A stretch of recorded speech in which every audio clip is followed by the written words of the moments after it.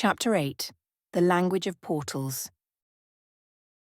The old portal stood like a silent monument beneath the canopy of the ruined shrine, its twin archways entwined with vines and time. Where once shimmering energy would have pulsed between its carved stone columns, now only silence remained. Yet the structure had changed in recent weeks. The grime and rot had been gently scrubbed away, runes re-etched where possible, and moss carefully cleared from its foundational stone. Ronan sat cross-legged before it, sleeves rolled up and fingers streaked with chalk and lichen, brushing dust from one final engraving. Maren stood a short distance back, arms folded across his chest, nodding with quiet approval. "You've done good work here," he said. "Didn't think you had the patience, honestly." Ronan looked over his shoulder, grinning. "You thought I was all wanderlust and rebellion." "I know you are," Maren replied with a dry smirk. "But I also know when something grabs hold of someone's heart. This portal, she's got your attention."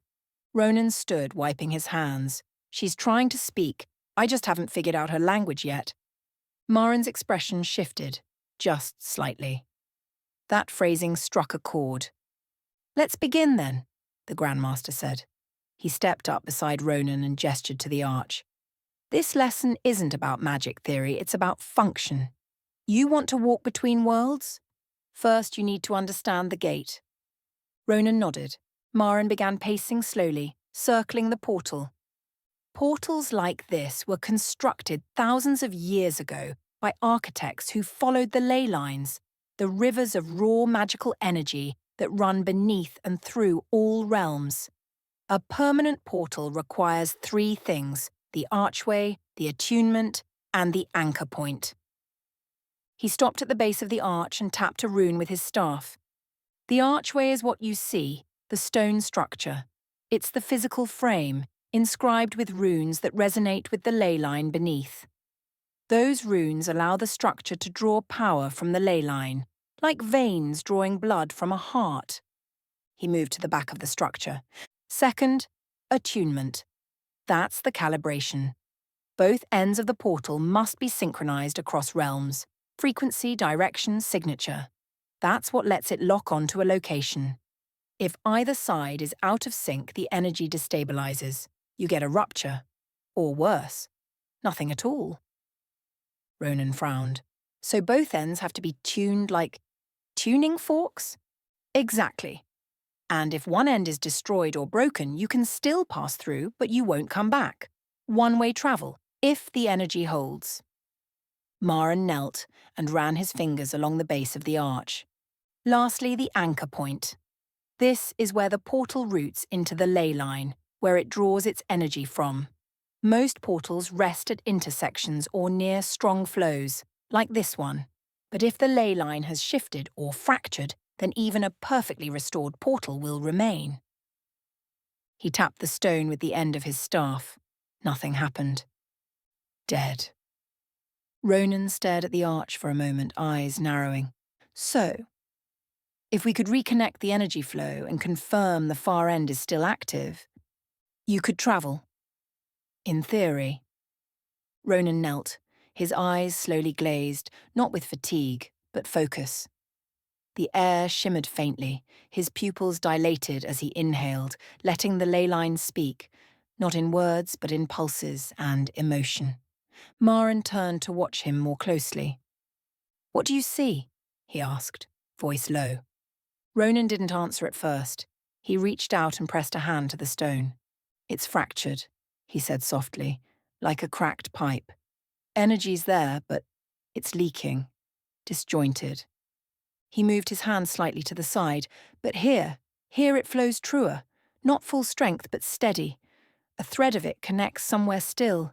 It's strained, like a violin string pulled too tight. "Can you feel where it leads?" Maren asked. Ronan paused. "North. Farther than I've ever been, maybe beyond the outer forest. There's something lonely at the other end. Forgotten." The silence hung. Maren stepped forward and laid a hand on Ronan's shoulder. "You're not just sensing the line, Ronan. You're reading it. interpreting flow, tension, emotional residue. That's not something I can teach. That's rare.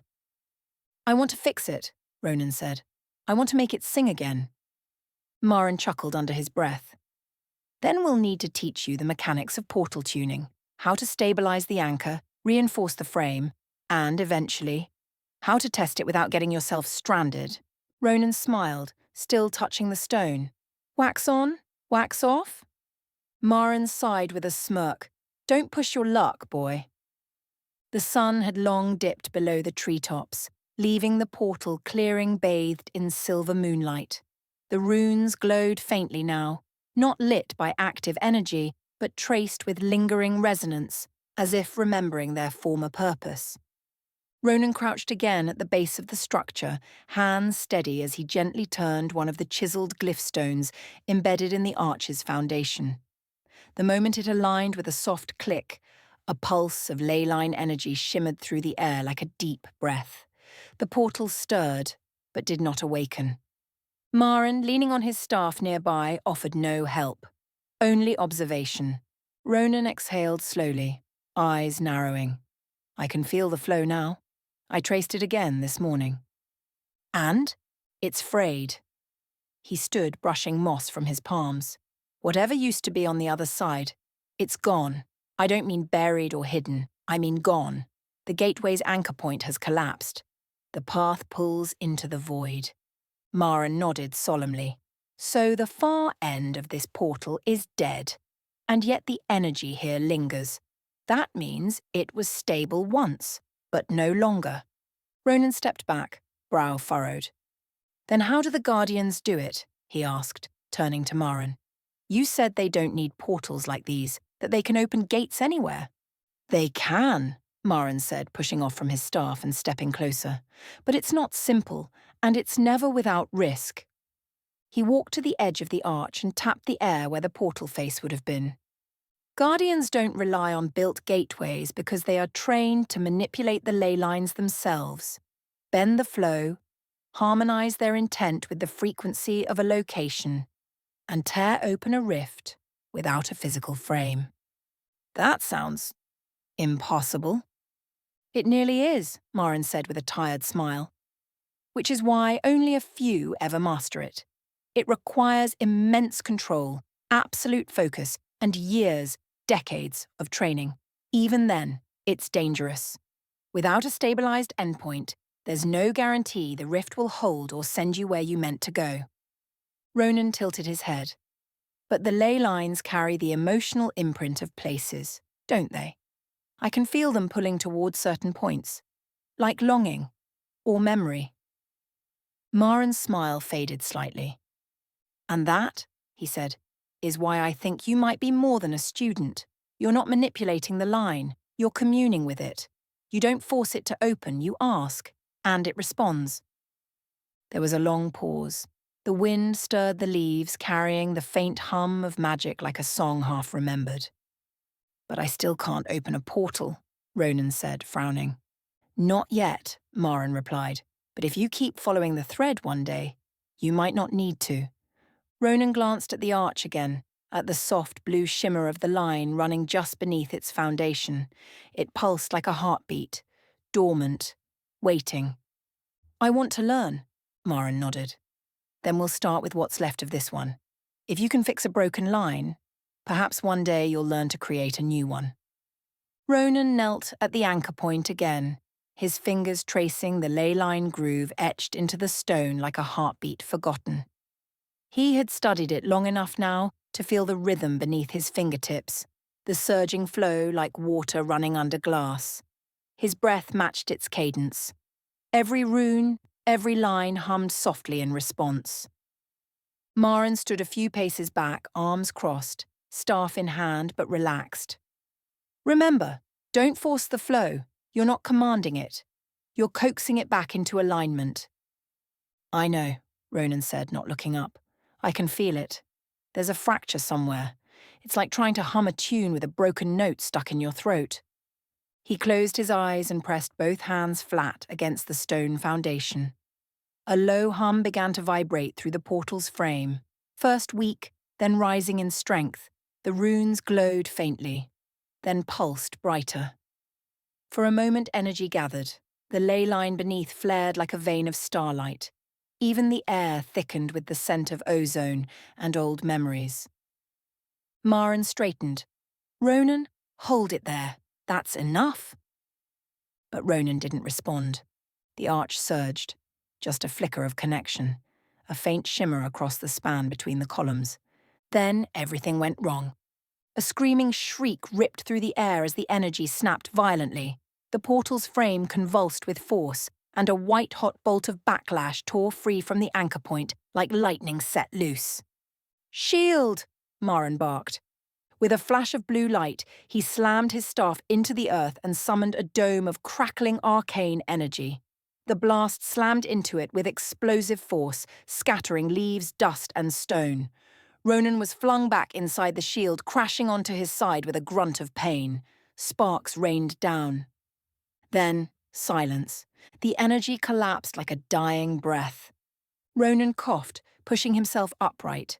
His hands were scorched and shaking, fingertips blackened where the energy had licked his skin. His tunic smouldered at the sleeves. Maren dropped the shield and stormed over, fury flashing in his eyes. "I told you to hold." "I had it!" Ronan spat back, grimacing. "It almost connected." "No, you overloaded it. That surge could have burned your mind clean out of your skull." Ronan sat there, panting, pain and frustration radiating in equal measure, until he paused. Something had changed. He slowly turned toward the anchor point, still flickering weakly in the aftermath. One of the exposed junction plates, just behind the core pedestal, had cracked open from the surge. Inside, amidst shattered glass and copper inlay, a small crystalline node glimmered faintly, darkened like overcooked coal. Ronan crawled over, brow furrowed. "What is that?" Maren stepped closer, frowning. "A stabilizing crystal, focus node. It regulates the resonance between leyline intake and the rune circuit. Think of it like a fuse in a power conduit." "It's blown." "Burnt out," Maren confirmed. "Probably from the original collapse, when the far-end anchor ruptured. The shock must have surged back through the ley line and fried this one." Ronan's eyes lit up despite the ache in his limbs. "So that's why it won't stabilize. It's not the runes, not the sync. It's a missing conductor." Maren looked at him, slowly nodding.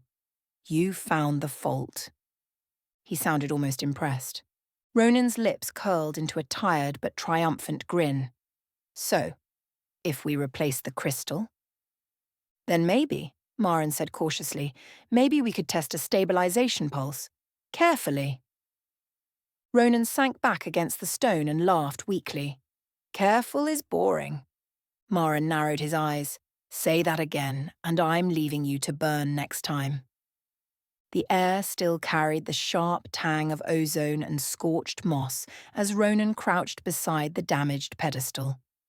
Ash dusted the broken casing like dark snow, and the crystal itself sat blackened and cracked, its edges spiderwebbed with fractures. Carefully, reverently, Ronan reached in and removed it. As his fingers closed around the dead crystal, a ghost of energy pulsed through his skin. Not pain, but memory. The remnants of the ley line's scream, trapped in the shattered heart of the focus node, whispered across his senses like a dying breath. He sat back on his heels and exhaled. "I felt it," he said quietly. "When it surged, right before the blowout, I wasn't just channeling the energy. I could feel it. Reacting to me." Maren arched an eyebrow, watching him. "Not like casting a spell," Ronan continued. "It wasn't obedient. It wasn't a tool. It was like the portal was alive. Or no, like it remembered. I reached out, and it didn't just respond. It recognized what I was trying to do." He turned the ruined crystal in his hand, staring at it. "There was a place on the other side. I didn't see it, but I felt it.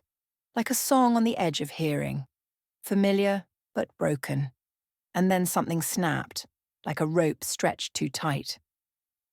Maren knelt beside him now, his tone softer. "That's the resonance. A true connection between a ley line and a soul. Most mages never feel that. They command power. But you listen to it. Ronan looked up. So now what? Can this be repaired? Maren shook his head. Number, once the crystal's burned, it's inert. Dead glass. We'll need a replacement. Where would we even get one? Ronan asked, pocketing the charred shard carefully. Normally, we'd contact a lay engineer or a trade envoy from the obsidian vault, but there's another option. He stood and dusted off his robes. There's an old artificer, retired, lives on the southern ridge past the Singing Falls. He collects enchanted scrap, runestones, relics, failed ward cores. If anyone has a spare focus crystal in working condition, it's him. Ronan stood slowly, still shaky but determined. Then that's where I'll go. Maren eyed him. It's a long trek. 2 days if you know the old paths. I'll find it. Maren gave a slow, approving nod. Then rest tonight. Tomorrow I'll draw you a map. He paused, voice quieting. And Ronan, what you felt today, keep it to yourself. People don't always respond kindly to what they don't understand, and some would kill to own what you can do. Ronan's jaw tightened, but he nodded. I understand. He turned back to the ruined portal and whispered softly to the stones. We're not done yet. Chapter 9. Echoes in the Firelight. The road to the trader's outpost wound through mossy stone paths and root-laced trails, old routes that once saw heavy traffic during the golden age of portal travel. Ronan travelled mostly alone, keeping to the edges of old ley lines that flickered just faintly beneath the ground, like veins of emotion only he could feel. By mid-afternoon on the second day, he reached the outpost, a ramshackle cluster of wagons, lean-tos, and permanent stalls nestled where 2 trade routes crossed. The trader in question was known as Brews, a heavy-set dwarf with knotted braids and a sharp eye for magical value. Ronan entered the tent, laid out the blown-out portal crystal, and explained what he needed. Brews snorted. Coin means nothing to me, elf. Too many fakes. Too little trust. What else you got? Ronan hesitated, then took a breath. Let me look at some of your unmarked items. I can tell you what's enchanted. What kind. What they've been used for. The dwarf gave a skeptical grunt, then opened a long case containing various objects, a cracked mirror, a bone flute, a tarnished ring, and a small black pendant. Ronan focused, letting the subtle pulse of each item rise through him like whispered emotions. Brug's eyes widened when Ronan described a detail about the pendant. It feels like it was worn by someone who feared being forgotten. And it wasn't made for them. It was given in secret. The dwarf cursed under his breath. That was my wife's, years before she died. You've earned your damn crystal, boy. Take it and go. They shook hands, and Ronan felt a flicker of pride. This was something real, useful. That evening he stopped at a tavern nestled between 2 leaning stone pines, the sign reading the hollow hearth. A warm fire crackled inside, and the scent of smoked venison and cinnamon bread drifted into the night. After eating, Ronan sat quietly near the hearth as a travelling bard took to the small stage. The man looked worn and wise, his lute scarred by years of use. But when he sang, the room transformed. His stories were old ones, songs of dragons that wept, kingdoms built on dreams, a thief who stole a god's laughter. And when he finished, the tavern fell silent for a moment too long, held in the magic of what had been shared. Ronan found himself approaching the bard afterward, heart thudding. Your stories, he said, they felt real. The bard gave him a kind smile. They are in their way. Stories are what bind the realms together. Even when the paths are broken, the stories remember. How did you learn all that? I wandered, the bard said simply. I listened. I remembered.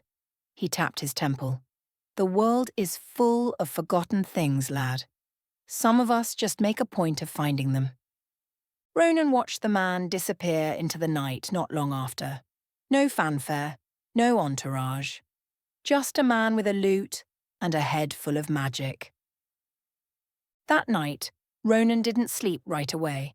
He sat by his window, holding the new crystal and listening to the fading echoes of the bard's last song. Something had shifted again. A seed had been planted, not of power, but of purpose. The tavern had thinned out. Most of the patrons had wandered off to their rented rooms or stumbled into the night with full bellies and half-finished songs.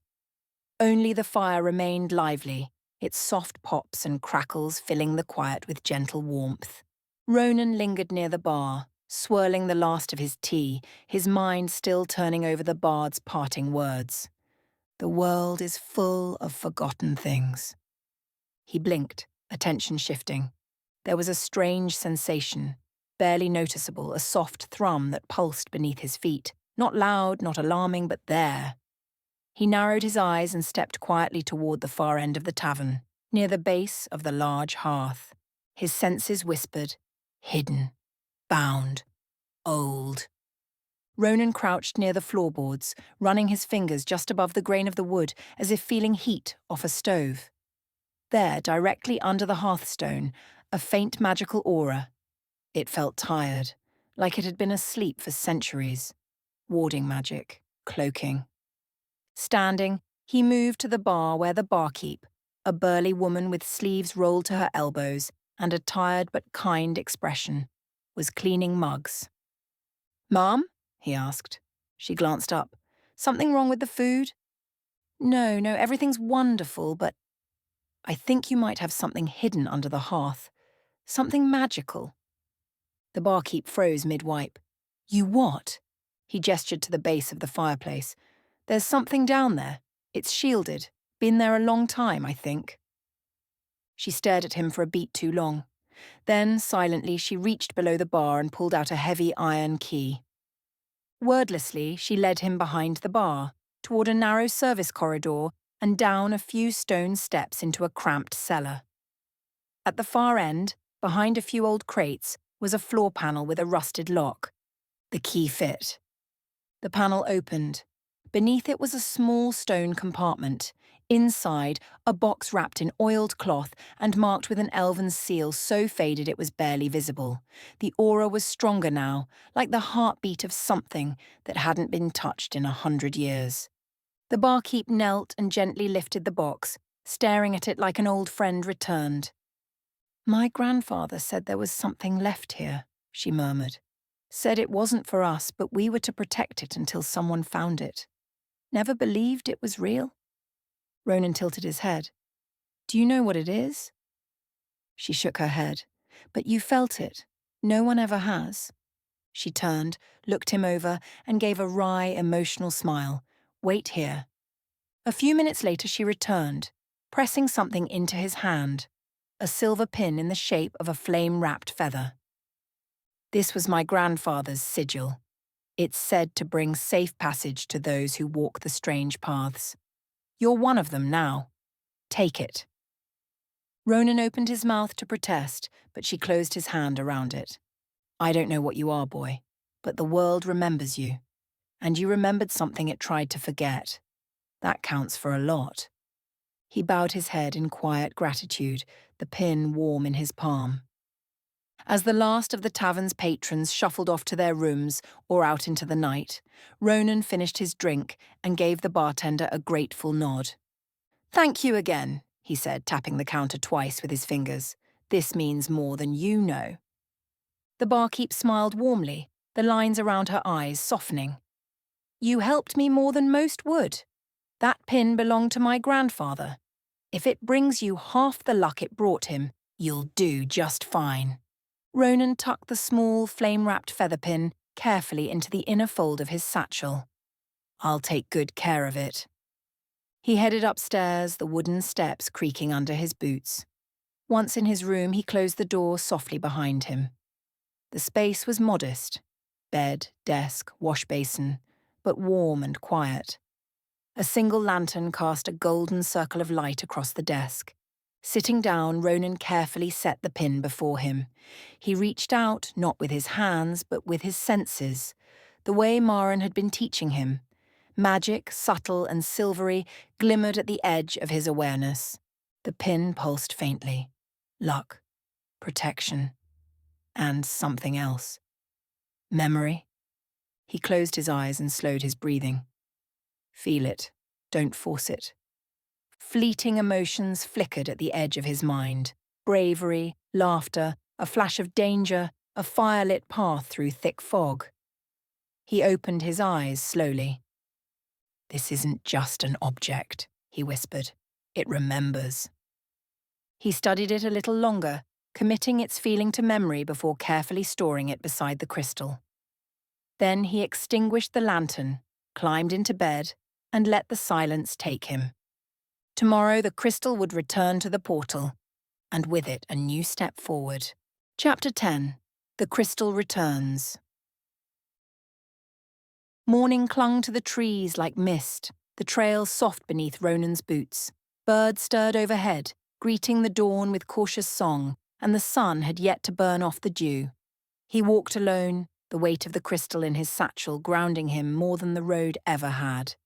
The hollow hearth faded behind him, a place of warmth and quiet lessons. Ahead, his estate, the portal ruins, and the strange new rhythm that had begun to shape his life.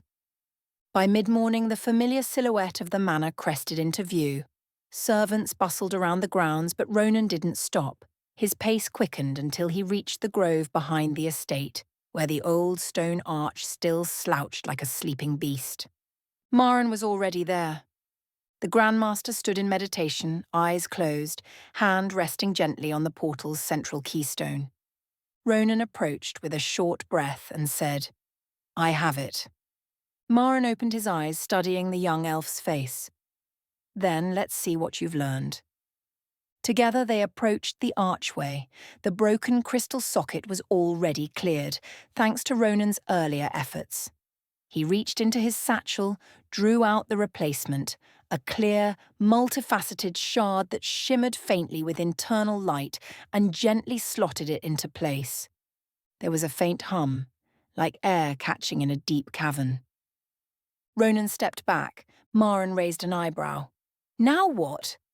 Ronan focused, not just on the crystal, but on the flow. He let his senses unfold, feeling the ley line that passed just beneath the stones. The connection wasn't immediate, but it was present. Raw energy, sluggish at first, began to stir. "It's aligning," Ronan whispered, eyes narrowing. The crystals resonating. The keystone flickered. One rune at the arch's base pulsed faintly, then another. The old portal stirred to life with a breathless hum, thin lines of light tracing ancient patterns across the arch. It wasn't a full activation, not yet, but it was more than it had been in decades. Maren took a slow step forward, eyes fixed on the shimmer. "Impressive. You didn't just replace the crystal, you guided the flow." Ronan exhaled, smiling slightly. "It feels like the ley line wants to move, like I'm just giving it permission." The portal thrummed again, briefly stronger before dimming to a low, stable glow. "It's awake," Maren said quietly. "Not open. Not yet, but no longer dead." Ronan stepped closer and placed a hand against the stone. "I think it remembers," he said, "and I think it wants to be used again." Maren looked at him, studying not just the boy, but what he might become. "You've done well," he said, "but this is just the first step. Activating a portal is one thing. Understanding where it leads, and whether it can return, is something else entirely." Ronan nodded. "Then teach me." Chapter 11. Echoes in Stone. The portal stood like a slumbering titan, restored, steady, but still incomplete. Its stone frame hummed faintly with stored energy, and the runes along its arch glowed with soft golden light. Morning fog curled at its base like reverence. Ronan stood before it with Maren at his side, both silent. "She's ready," Maren said quietly. Now we find out if you are. Ronan exhaled slowly and stepped closer, laying both hands on the keystone.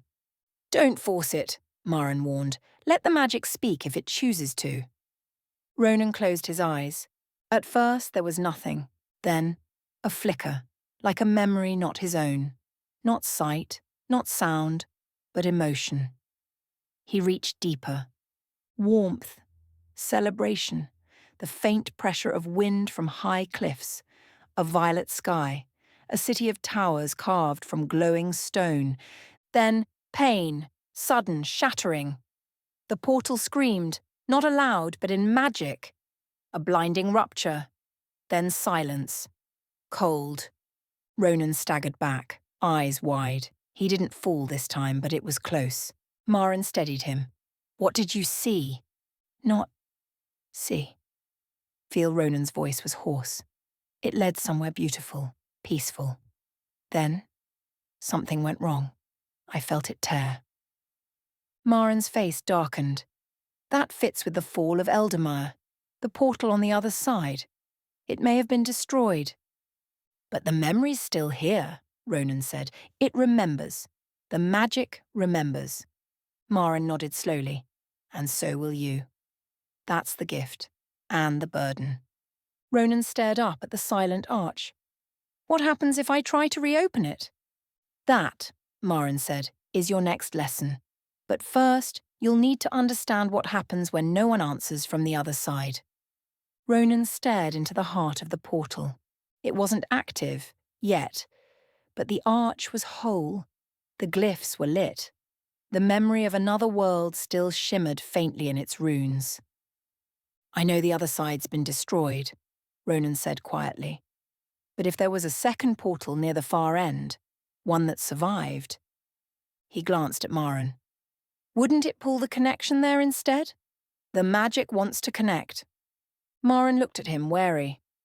In theory, yes. If a second frame still exists and is near enough to the original destination, the ley line might bend toward it. But that's dangerous guesswork. I felt the current, Ronan said. It's not dead. It's tangled, like a river with too many rocks. And rivers drown the unprepared, Maren warned. But Ronan wasn't listening. His fingers brushed the carved keystone again. The bard's voice echoed in his mind. The road doesn't promise safety, only truth. He whispered the words aloud without meaning to. Maren tilted his head. What was that? Something a bard said, Ronan replied. He was talking about stories, about choices. He turned fully now, facing his teacher. I'm not saying I'll go today, but someday soon. I need to know what's waiting on the other side of this. Maren looked at him for a long time, then nodded with grave acceptance. When that day comes, he said, I'll walk you to the threshold. But only you can decide whether to cross it. Ronan didn't speak for a while. He just stared at the keystone, feeling the faint vibrations in the stone, the hum of dormant magic like an old melody trying to remember its rhythm. Maren's warning still rang in his ears. If the portal on the other side is gone, you may not come back. But it was something else that stirred him now, something quieter, older. I wandered, the bard said simply. I listened. I remembered. He tapped his temple. The world is full of forgotten things, lad. Some of us just make a point of finding them. Ronan's fingers curled slowly around the edge of the portal stone. His voice came out as a whisper, not meant for Maren, maybe not even for himself. I think I was always meant to find them. Maren studied him. The silence stretched long enough that Ronan almost didn't notice the shift in the air, the slight firming of Maren's stance, the way his fingers idly traced the hilt of his staff. You're thinking about going through. Ronan blinked, caught, but not denying it. I don't blame you, Maren said. You've done what few could, restored this frame, reignited the ley current. You've felt the hum of something ancient waking beneath your feet. He stepped closer, his tone quieter now, measured. But if you're going to walk the forgotten paths, Ronan, you must do so with more than wonder in your heart. You'll need preparation. Tools. Allies. A plan. Ronan opened his mouth, but Maren held up a hand. This isn't a story from the tavern, lad. This is your story, and it won't be a short one. If you go rushing into places where no one returns, all you'll be is another ghost in someone else's song. That hit. Hard enough to sober the warmth that had begun to spread in Ronan's chest. He nodded once quietly. I understand. Maren looked at him a long moment, then finally turned away. Good. Then let's plan for tomorrow. The portal's power is back, but your journey is only beginning. Ronan looked once more at the arch, glowing faintly now in the twilight. The ley line pulsed around it like breath, ancient, patient, waiting. The world is full of forgotten things. He turned from the frame and followed Maren into the darkening forest, the wind carrying both silence and promise behind him. Chapter 12. The Weight of Discovery. The table was set with diplomatic precision, polished silver, neatly folded linens, and delicate glassware that caught the flickering light of the chandeliers above. Everything, as always, was perfect, and Ronan hated it. He hadn't spoken much since sitting down. He'd spent the last 2 days helping Maren calibrate the portal frame, studying enchantment structure by candlelight, and lying awake most nights wondering what if he just stepped through. Now, across the table, his father cleared his throat. You missed council reading again this morning, Lord Oren said, slicing a piece of pheasant. I assume you were studying ley line theory with your new tutor. There was an edge to the word tutor. Ronan felt it. I was at the portal, Ronan said evenly.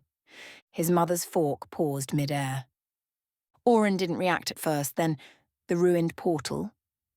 Not anymore. A heavy pause. What does that mean? Oren's voice cooled. Ronan didn't flinch. It means I've restored it. The runes are intact. The glyph work is stable. The ley line is flowing. It's active. The clink of his mother's fork touching the plate was the only sound for several seconds. Oren set his utensils down carefully. You did what? I brought it back online, Ronan said, with Maren's help. It's not fully functional yet, but... Do you have any idea what you've done? His father's voice rose sharply. You reactivated an unregistered portal frame on sovereign ground without clearance, without a guardian, without even informing me. Your own father who sits on the regional council. I wasn't trying to undermine anything, Ronan said. I was trying to learn. You said I needed to do something meaningful. I found something forgotten and gave it life again. This isn't a game, Oren snapped, pushing back from the table. That frame hasn't been used in over a century for a reason. We don't even know what's on the other side. For all we know, it leads into enemy territory or a collapsed realm. And if it does, don't we need to know that? Ronan's voice shook now, not with fear but with rising defiance. You all sit in your gilded halls talking about securing the borders of Alfheim while the world shifts around you. That portal could be a threat, or it could be a bridge, but instead of facing that, you'd rather bury it again because it's inconvenient. You don't understand the danger. No, Ronan said, rising. You don't understand the opportunity. His father stared at him, jaw tight, expression unreadable. I will be contacting the High Council tonight. That frame will be sealed until a full investigation is conducted. And if they decide it should be destroyed, then they'll be destroying something that still works, Ronan cut in. Something that could matter. Lord Oren turned sharply away. You've gone too far this time, Ronan. Ronan stood motionless for a breath. Maybe not far enough, he muttered, and walked out of the dining hall. Ronan sat on the cushioned bench by the tall, arched window, his back pressed to the cool stone wall, legs drawn up beneath him. Outside, the ley line shimmered faintly in the night, like a sleeping river of stars, winding through the valley hills in slow, pulsing rhythm. He didn't know how long he'd been staring.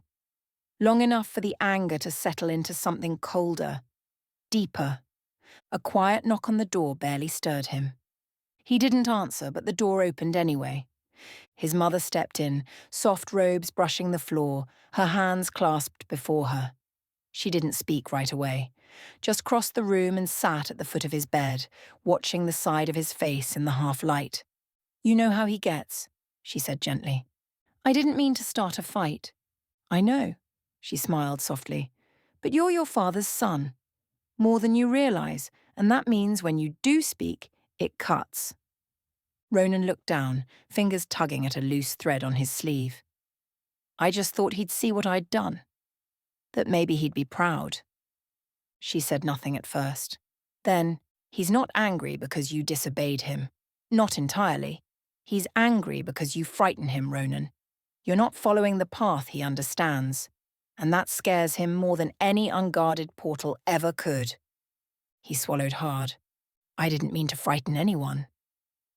"Sometimes," she said quietly, brushing a lock of hair from his face, "those who carry something new, something no one's seen in generations, do frighten others, because they remind the world that it doesn't know everything." He glanced at her, searching her eyes.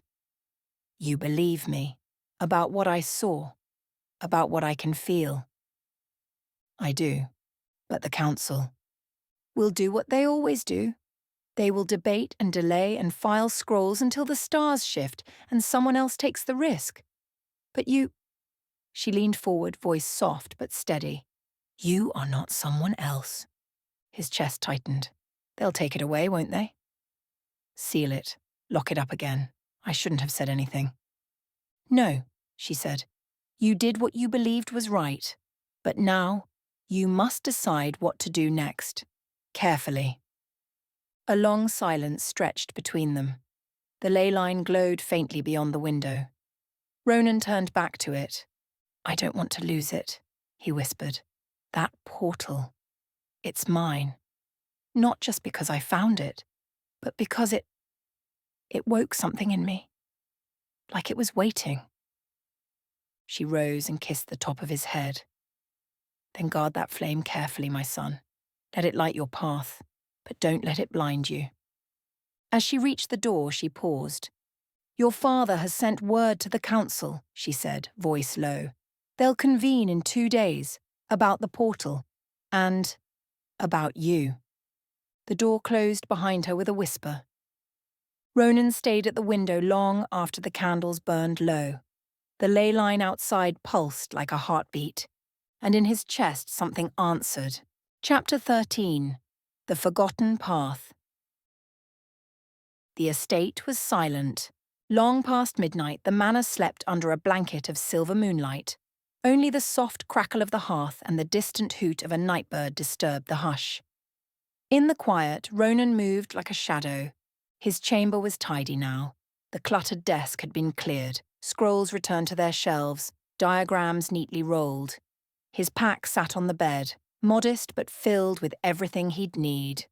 Or at least, everything he could think of. He sat for a long moment, quill in hand, heart pounding. The letters were the hardest part. To his father. He folded that one last, the ink still damp in a few places where he'd gripped the page too tightly. There was a tremor in the words. "I'm sorry I'm not what you hoped I'd be," but also a strength that hadn't been there before. A calm acceptance. To his mother. That one had come easier. He'd nearly left a flower with it, one she always picked from the southern gardens. But in the end, he let the letter speak for itself. "Tell the stars I haven't forgotten them." To Maren. He stared at that one the longest, not because he doubted the words, but because they felt final. He had learned more from Maren in a few months than in all his years prior. But now his feet needed to follow where his senses pulled him. When the letters were done, he set them neatly on his desk, each tied with a simple ribbon. He dressed quietly, slipping on his travelling cloak, his boots. The protective charm pinned to his chest caught the firelight briefly, the small flame-wrapped feather from the tavern keeper, warm against his heart. The trail to the portal was misted in low fog, the trees whispering like they knew. When he reached the stone archway deep in the forest hollow, He stood still for a long moment. The portal frame gleamed faintly, his earlier restoration work almost humming now. The runes were clean, the channel was aligned. The replacement crystal Maren had helped him acquire pulsed softly at its socket. Ronan stepped forward and pressed his hand to the glyph stone. The portal flared to life. Colours bloomed across the arch, violet, silver, deep blue, and something deeper still.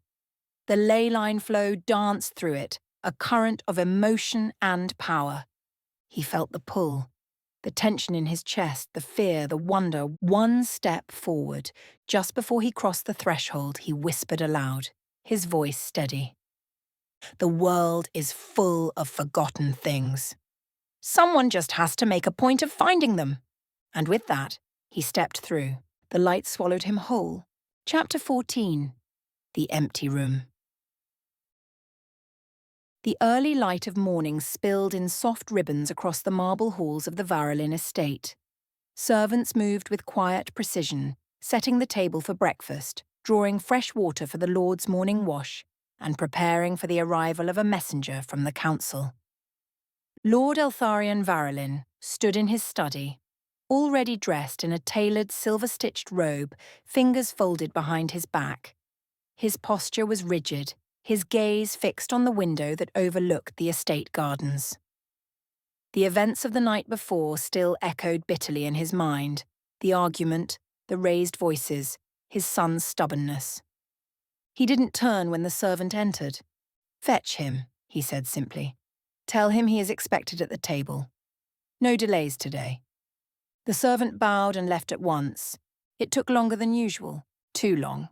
When the servant returned, his expression was pale and uncertain. In his hands, he held 3 folded parchments, each bound with a coloured ribbon, blue, green, and gold. He stopped before Lord Eltharion and Lady Erin, who had just stepped into the study behind him. Her hand went immediately to her mouth, as if she already knew. "My lord," the servant said hesitantly, eyes downcast. "He's gone. His chambers are empty, but he left these." He extended the letters. Eltharion didn't reach for them immediately. He stared at the ribbons. Blue for himself, green for Erin, gold for Maren. His hand finally rose, and he took the blue-ribboned letter with a slow, deliberate movement. Erin reached gently for hers, fingers trembling. The air between them went still. No words, only the heavy silence of knowing he's really gone. The study was quiet but for the ticking of the old silver-cased chronometer on the mantel. Eltharion Varelin stood rigid, letter in hand, the deep blue ribbons still clutched between his fingers. He hadn't spoken since the servant left. Lady Erin watched from across the room, her hand still near her mouth, eyes not on her own letter, but on her husband. With a slow breath, he unfolded the parchment. His eyes skimmed the lines. And then he read them again. "Father, I know I've never been the son you wanted. I've tried to walk your path, wear your name with pride, but I do not belong in council halls or behind podiums. I do not write this to shame you. I write this because I know the road I've chosen will bring you frustration and perhaps worse. I'm sorry I am not what you hoped I'd be, but I cannot live only to preserve a legacy I don't believe in. There is something broken in the world, something hidden and important, and I feel it calling to me like wind through forgotten stones. I will not disgrace your name. I will try to honour it, just in my own way. Ronan." His hand dropped slowly, the letter trembling between his fingers. He didn't speak, didn't blink, just stared at the parchment, as if the ink might change and rewrite itself into something easier to accept. Then he turned his head just slightly.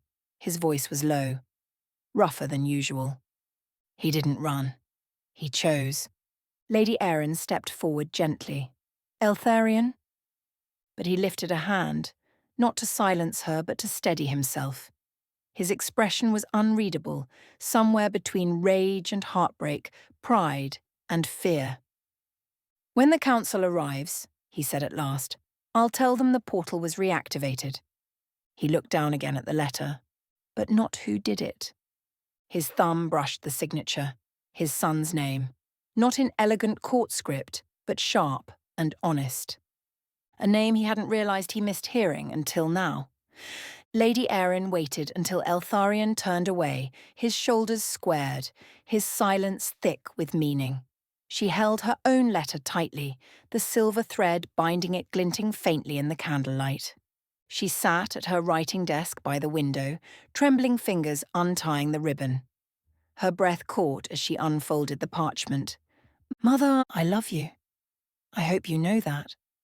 You've always seen me, truly seen me, and protected me more than I ever deserved. I will carry your strength with me always. Please don't worry. This is something I must do. I don't fully understand it, but I know the path before me is not something I can ignore. I will be careful, I will be brave, and I will come back. Tell the stars I haven't forgotten them. Your son. Her hand went to her mouth again, but this time she couldn't stop the tears. Not dramatic sobs, just a soft, aching release. Her lips quivered on a bittersweet smile as she reached the final line. Tell the stars I haven't forgotten them, she whispered to no one. You were always looking at the stars. Her fingers brushed the edge of the letter as if it were his cheek. You are your father's fire, but my heart, and you will come back. She stood, crossing to the tall, arched window that looked over the woodline beyond their estate. Somewhere out there, in the dark before dawn, her son was stepping through a gate none of them could follow. She pressed her palm to the glass. Let the ley lines carry you gently, Ronan. Let the stars watch over your path. And she remained there, watching the horizon, waiting for morning. Master Marin, thank you for your patience, your lessons, your faith. You didn't owe me anything, yet you gave me everything I needed to understand who I am becoming. I hope I can make you proud. I do not step through this portal lightly. I go with open eyes, a searching heart, and every lesson you taught me etched into my bones. I will listen to the magic. I will respect the lay. And I will be back with stories. The world is full of forgotten things. Someone just has to make a point of finding them. Ronan. Marin stared at the final lines for a long time, his lips parted slightly. Not to speak, but to breathe in the weight of what they meant.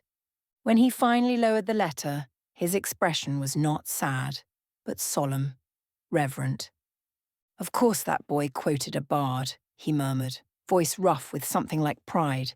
He turned to the window, much like Lady Erin had done earlier, gazing beyond the forests toward the horizon. There was no trail of footprints, no magical burst of light, but Marin didn't need those things. He could feel the shift in the lay. He could sense the ripple. He tucked the letter into the folds of his robe and whispered, Go on then, wanderer. Find the forgotten things. Then he turned back to the scrolls but did not sit. He poured himself tea and stood in silence, waiting for the stories Ronan had promised. Epilogue: The Watchers. The wind tugged at council banners as armoured figures took up position around the restored portal. Lord Kaelin stood apart from them, his cloak heavy over his shoulders, hands clasped behind his back as if anchoring himself to the earth. They'll want to question you, said an older councillor beside him. An unsealed, unguarded gateway? It's a security breach, and you say your son restored it alone? Kaelin's jaw clenched. He had guidance. That's not what the boy's note said. Kaelin didn't answer. More guards filed in, setting up arcane wards and scrying tools. One of them looked to Kaelin for confirmation. He gave a stiff nod. The portal stood dormant once more, humming quietly beneath the runes Ronan had so carefully restored. It no longer belonged to a boy with too many questions. It now belonged to the council. Kaelin watched it for a long moment, then turned away, saying only, See that it remains undisturbed. If he returns, Let him come home freely. The portal glowed faintly in the gathering dusk, as if remembering the one who had listened when no one else had. And so began the legend of Ronan the Wanderer.